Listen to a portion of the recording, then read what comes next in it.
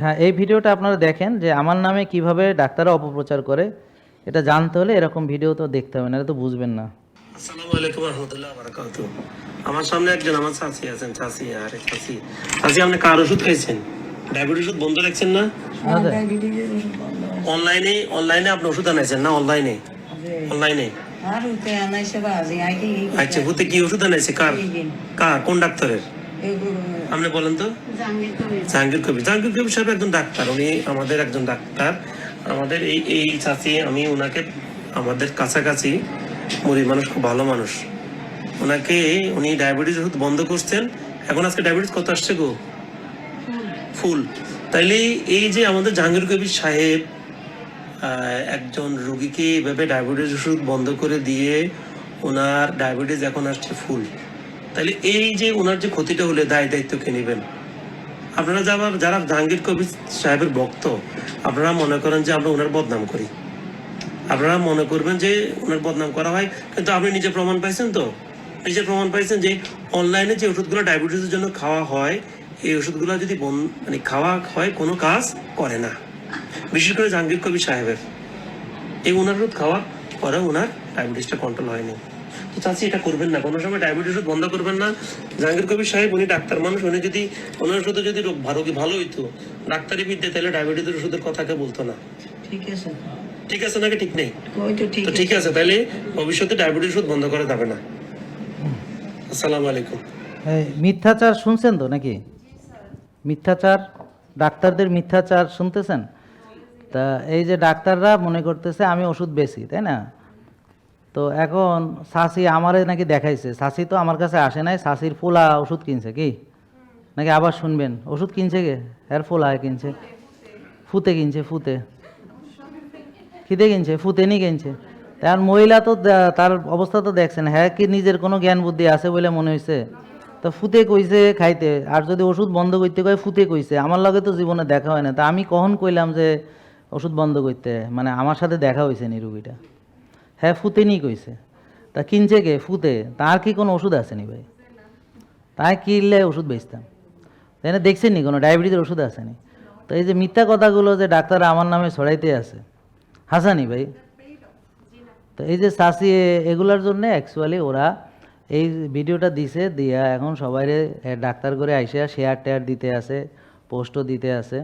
তাহলে দেখছেন, মানে একটা হলো প্রতারণা আপনার সাথে করতেছে, আর এই প্রতারকরা যা করতেছে সেই দায় আমার ঘাড়ে চাপাইতেছে, আমার ঘাড়ে চাপাইতেছে। চাপাই বলতেছে জাহাঙ্গীর কবির ভুয়া ওষুধ বেচে আর ডায়াবেটিসের ওষুধ বন্ধ করে দিতে কয়, তারপর রুগীর এই পরিণতি হয়।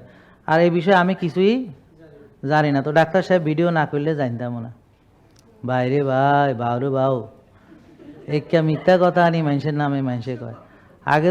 আগে তো হ্যাঁ নিজে খোঁজ না করব যে বেড়ানো আগিলে হ্যাঁ খোঁজ করব না, মাছ দিত নাই যে অ্যাকচুয়ালি আয় বেশি নি এখন।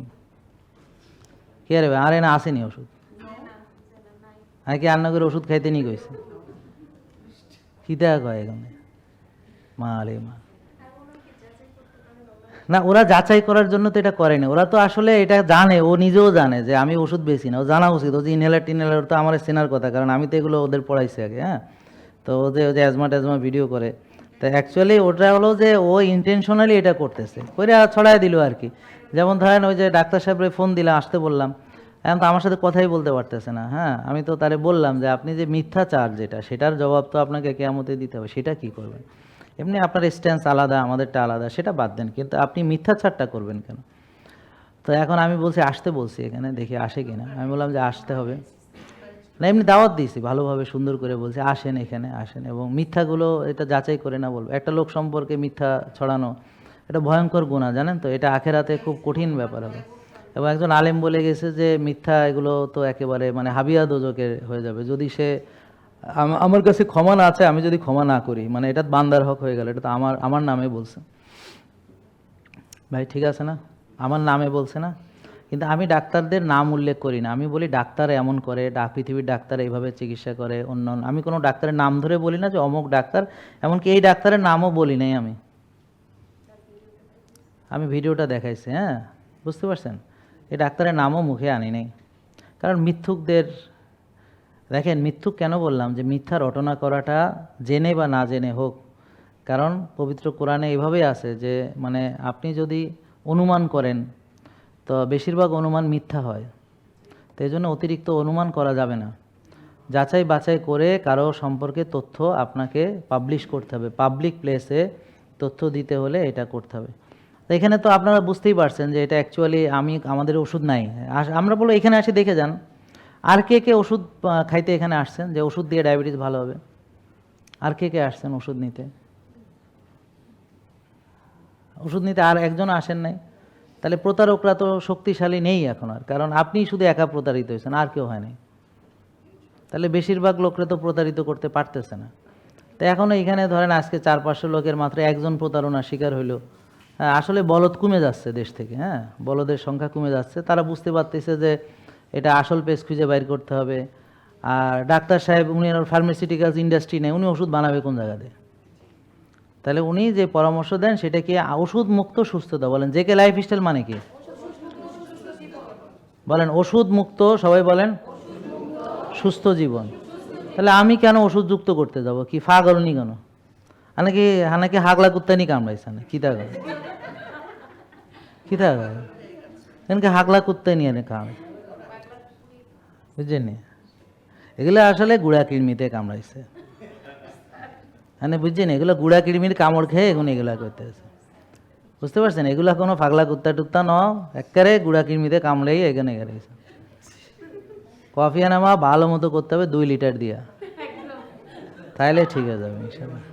জেকে লাইফস্টাইল লিমিটেড, ওষুধ মুক্ত সুস্থ জীবন।